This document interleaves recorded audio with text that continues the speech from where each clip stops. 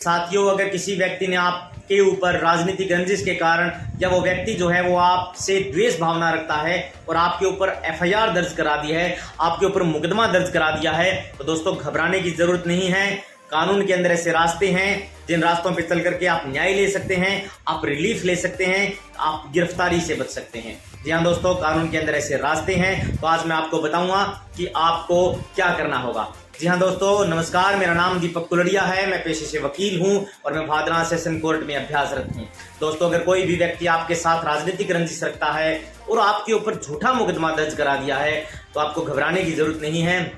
सबसे पहले अगर कोई भी पुलिस थाने से आपको कॉल आता है तो आप पुलिस थाने पहले ना जाएं, पहले पता करें कि आपके ऊपर जो एफआईआर दर्ज करवाई गई है या फिर किसी व्यक्ति के ऊपर एफआईआर दर्ज कराई गई है और उस एफआईआर से आपका संबंध है, तो आप पता करिए कि उस एफआईआर में जो धाराएं लगाई गई हैं पुलिस के द्वारा, वो धाराएं दोस्तों गंभीर प्रवृत्ति की है या नहीं, यानी कि कोग्निजिबल क्राइम है या नहीं, नॉन बेलेबल क्राइम है या नहीं।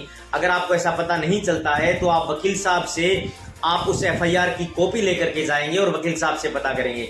अगर आपको दोस्तों सबसे पहले एफआईआर की कॉपी लेनी है तो आप ऑनलाइन कॉपी निकलवाइए, लेकिन कुछ एक मामले ऐसे हैं जिनमें ऑनलाइन कॉपी उपलब्ध नहीं होती, यानी कि जो छेड़खानी के मामले हैं, जो पॉक्सो के मामले हैं, जो SC ST के मामले हैं, उनमें एफआईआर जो है दोस्तों शो नहीं करता है राज कॉपी या अन्य कोई ऐप जो राज्य सरकार का है उसके ऊपर। इसके लिए आपको क्या करना होगा, CRPC की धारा 157 में ये प्रोविजन है दोस्तों, कोई भी पुलिस थाना अगर एफआईआर दर्ज करता है तो वो संबंधित न्यायालय में, यानी कि उस थाने का जो ज्यूरिडिक्शन है उस थाने के ज्यूरिडिक्शन वाले न्यायालय में एफआईआर की कॉपी भेजता है।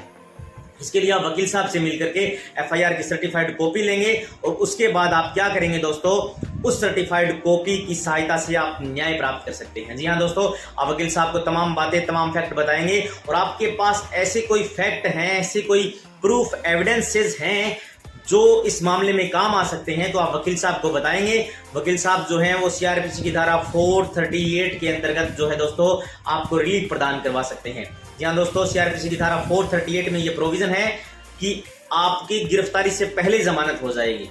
जी हाँ दोस्तों, कोर्ट जो है उसको लगता है, कोर्ट को, कि वास्तव में ये मामला जो है वो बिल्कुल द्वेषतापूर्ण और राजनीतिक रंजिश के कारण करवाया गया है और एप्लीकेंट जो है वो द्वेष भावना रखता है जो मुलजिम के साथ, जो है जो मुलजिम बनाया गया उस एफआईआर में, तो कोर्ट आपको रिलीफ दे सकता है। लेकिन CRPC की धारा 438 अगर खारिज कर दी जाती है कोर्ट के द्वारा तो दोस्तों पुलिस आपको डेफिनेटली कभी भी गिरफ्तार कर सकती है। उससे बचने के लिए आपको हाई कोर्ट में जाना होगा। CRPC की धारा 438 में भी ये प्रोविजन है कि आपकी अगर ADJ कोर्ट खारिज कर देता है जमानत की याचिका, अग्रिम जमानत की याचिका, तो आप हाई कोर्ट जा सकते हैं। इसके लिए आपको पुलिस से कम बच करके रहना होगा, नहीं तो पुलिस जो है वो आपको तुरंत प्रभाव से गिरफ्तार कर लेगी। उसके बाद में दोस्तों अगर आपको रिलीफ मिल जाती है, बहुत अच्छी बात है।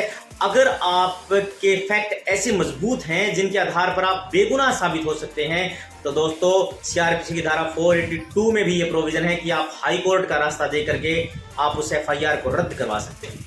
जी हाँ दोस्तों, आपके ऊपर जो एफआईआर की गई है वो क्वेश कर देगा हाई कोर्ट अगर आपके पास कुछ ऐसे फैक्ट हैं और पुलिस जो है वो आपको जानबूझ करके मुलजिम बनाना चाहती है और आपके पास ऐसे सबूत हैं जिससे आप बेगुनाह साबित हो रहे हैं। इसलिए दोस्तों ध्यान रखिए, अगर पुलिस थाना आपको कॉल करता है तो सबसे पहले आप पुलिस थाने ना जाएं, सबसे पहले आप अपने निजी प्रयासों से पता करें कि आपके ऊपर क्या मामला दर्ज हुआ है और उन मामलों में गिरफ्तारी बनती है या नहीं बनती।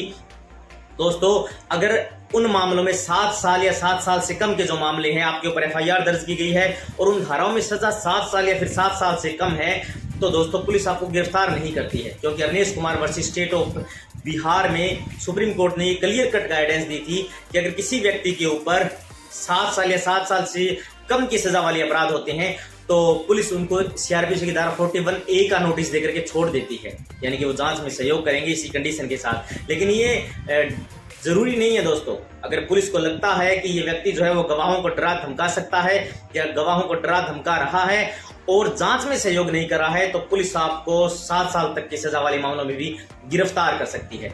और पुलिस को ये लगता है कि मुझे फर्दर इन्वेस्टिगेशन करना है, मुझे मोर इन्वेस्टिगेशन करना है, तो पुलिस जो है वो दोस्तों आपको तब भी गिरफ्तार कर सकती है। इसलिए आपको ध्यान रखना होगा, आपको वकील की सहायता लेनी होगी, आपको कोर्ट की सहायता लेनी होगी, आपको कोर्ट की शरण लेनी होगी।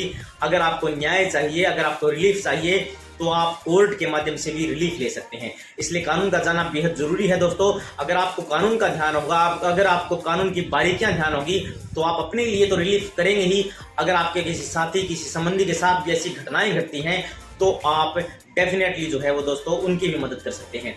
और पुलिस से अगर आपको नॉलेज नहीं है तो पुलिस हो सकता है आपके साथ ज्यादती करे, पुलिस हो सकता है आपके साथ दुर्व्यवहार करे, लेकिन अगर आपको नॉलेज और लीगल फैक्ट्स ध्यान में होंगे तो कानून में ऐसे रास्ते हैं जिनसे आप गिरफ्तारी से बच सकते हैं, जिनके सहायता से आप FIR को रद्द करवा सकते हैं। इसलिए दोस्तों अवेयर रहिए, जागरूक रहिए और कानून जानिए।